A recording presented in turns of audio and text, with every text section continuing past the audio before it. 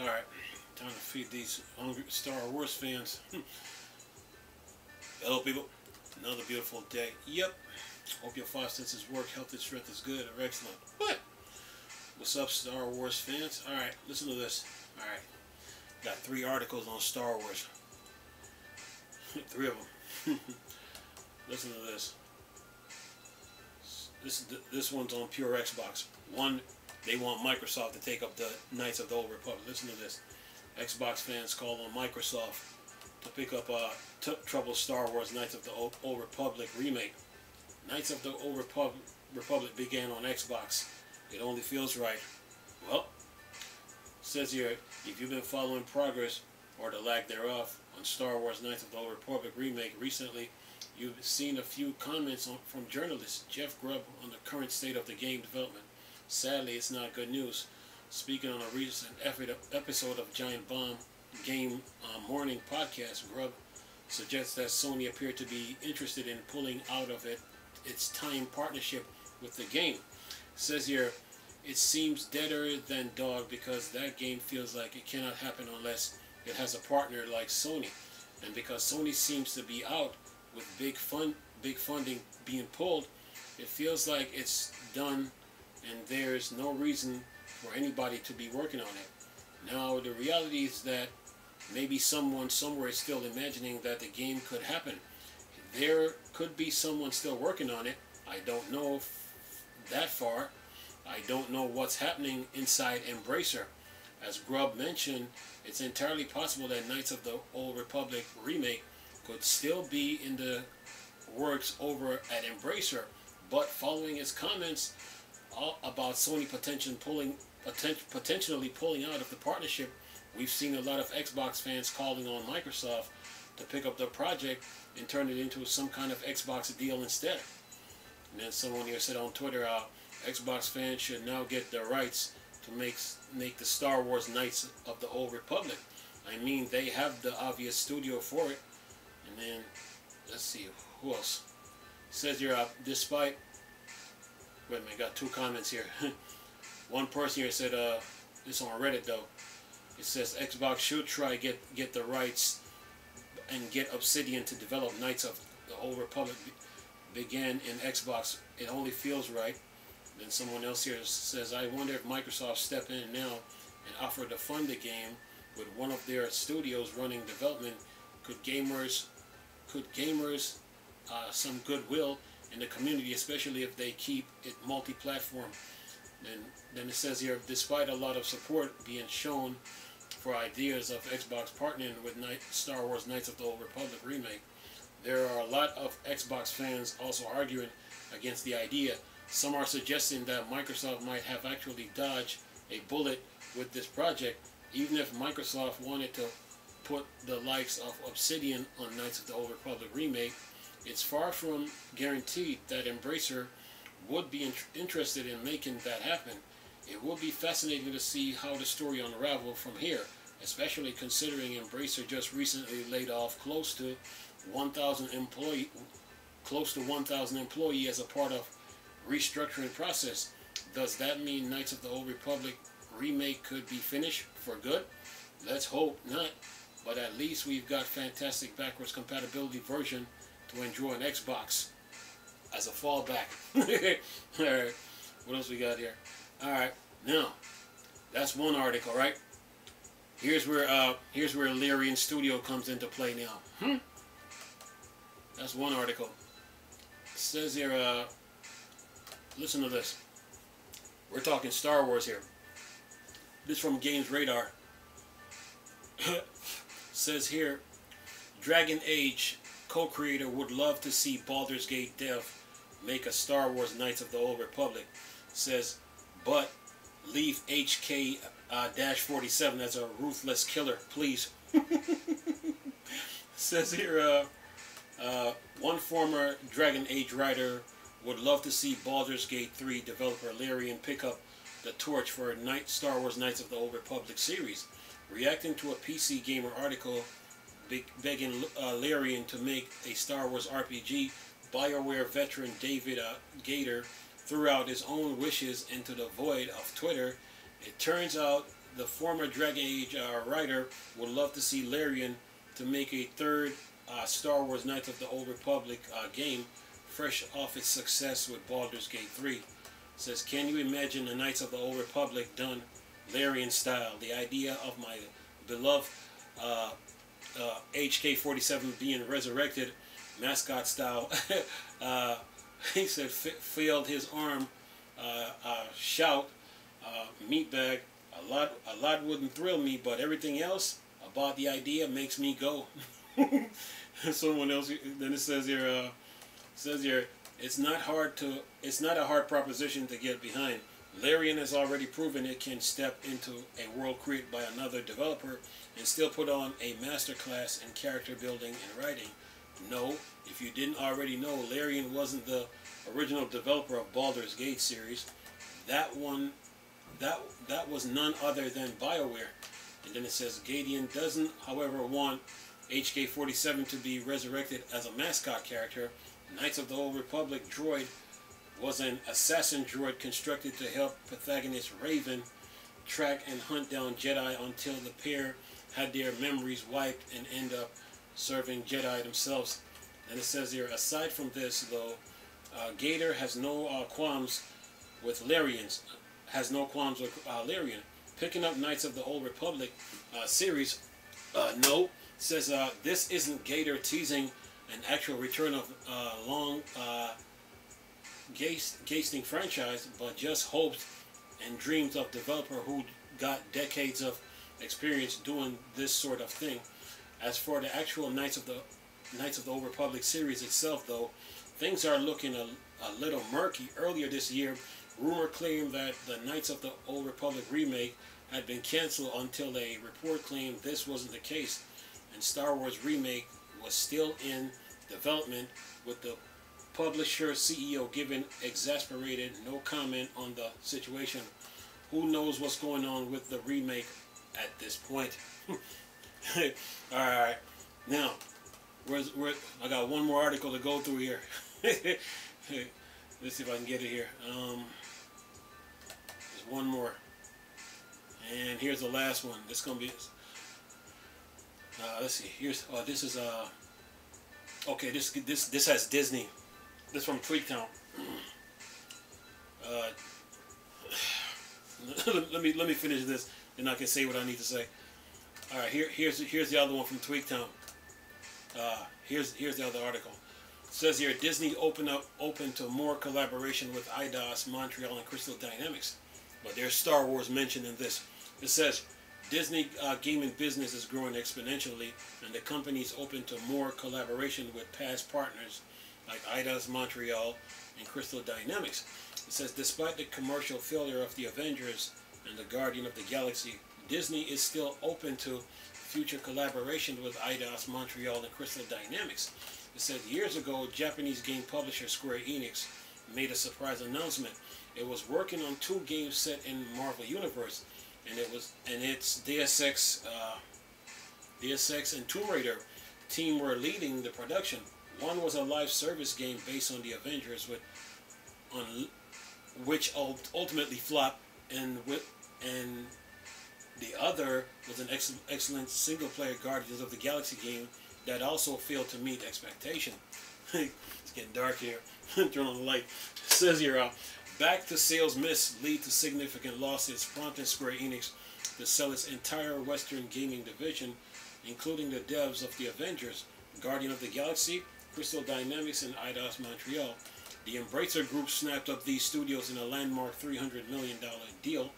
And Eidos is currently making a new Tomb Raider game, with Crystal Dynamics believed to be returning to Deus Ex. Then it says, but what about more Marvel games? Maybe a Star Wars project. Sean Shota, the Senior Vice President of Global Game and Interactive Experience at Disney, says he's open to working with both of these studios again on future projects. Then he says, we should go back and work with those studios again. They're great studios, great partners. Shota told Axios Stephen Totillo. Shota goes on to write the importance of Disney third-party approach to games. and why publishing partners are so important. Games are really hard to make if you got great IP. If you got a great story, you know it's still a challenge. Disney gaming lineup has drastically expanded over the years with a multitude of new projects in development, including, and here are all the Star Wars games. Here are all the games. EA has Iron Man by EA Motive, Black Panther by Cliffhanger Games, new Star Wars RTS, Respawn and Bit Reactor, Star Wars FPS by Respawn, and then Jedi 3 with a question mark. Ubisoft now has Star Wars Outlaw by Massive Entertainment. Quantic Dream has Star Wars Eclipse. Skydance now has World War II assemble game with Captain America Skydance New Media led by Uncharted Amy Hennig. And Star Wars Project by Skydance New Media led by Dominic Robillard. Star Wars, then it says in parentheses, Star Wars 1313. And then Bethesda Softworks has Blade and Arcane Leon, and Indiana Jones and Machine Games. Now, all these Star Wars games being mentioned, plus Larian being mentioned, plus Microsoft being mentioned about Star Wars and the Knights of the Whole Republic and Star Wars in general. This goes back now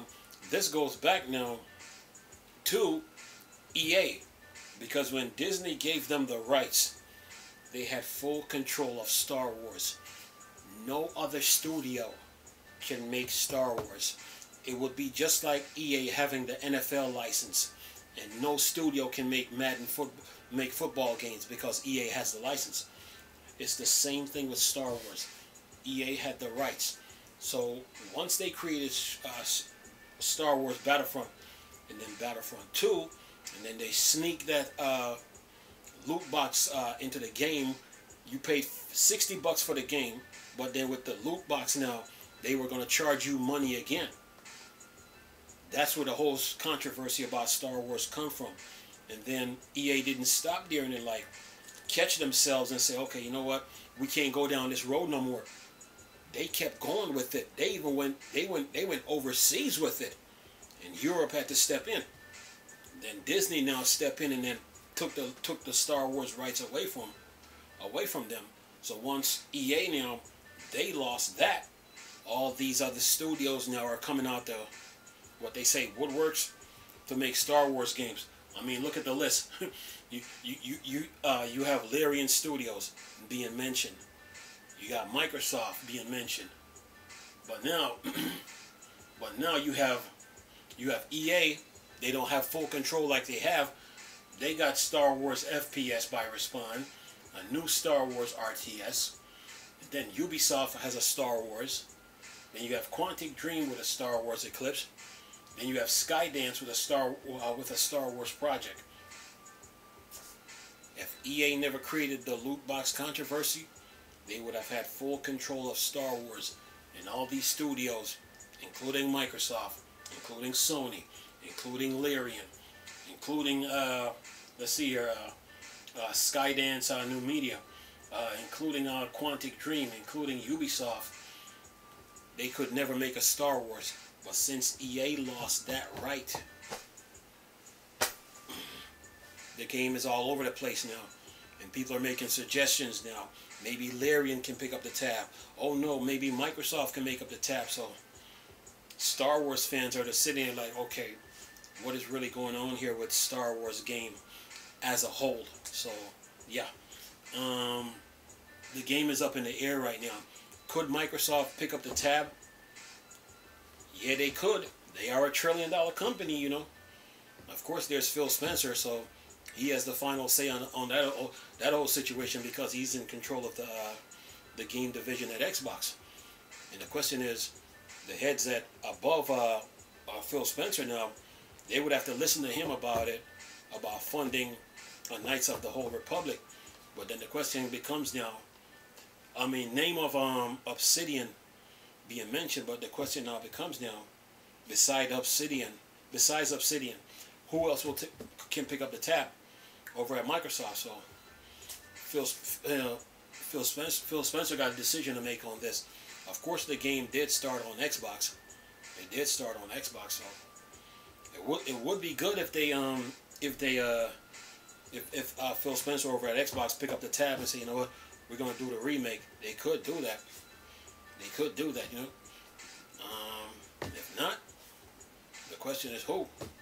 And then with EA now, with EA and Respawn now, the Jedi Fallen Order, it's a trilogy, but one of the developers had left the project, so we don't know where they're at with the making the third game.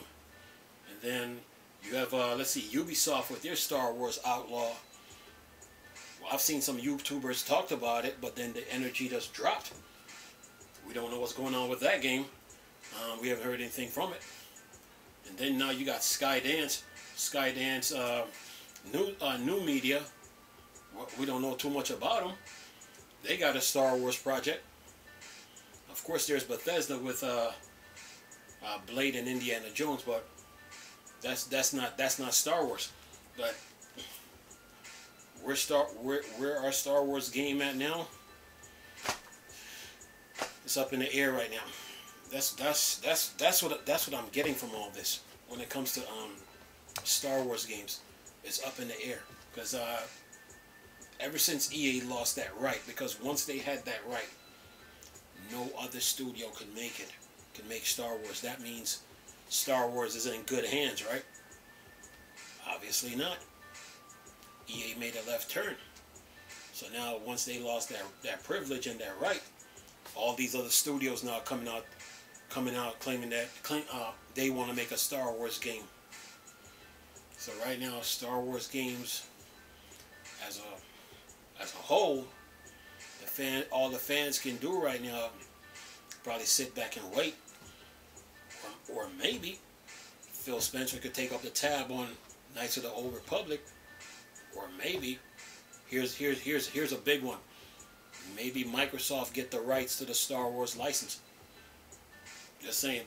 But then again, Disney's trying to get into video games, so we don't know how that's gonna pan out. So yeah, Star Wars fans right now, they're up in the air when it comes to Star Wars games, and they just got to sit back and just wait for Star Wars is concerned. But at least they got some games to play. Jedi Survivor, Jedi Fallen Order, Squadrons, Battlefront 2, Battlefront 1, and the older Star Wars games. But far as a newer Star Wars go right now, they have to just sit back and just wait right now. You got the Embracer Group right now. They just laid off, what, 1,000 people? And they just cut free radicals. You know, Embracer Group situation is a complete mess.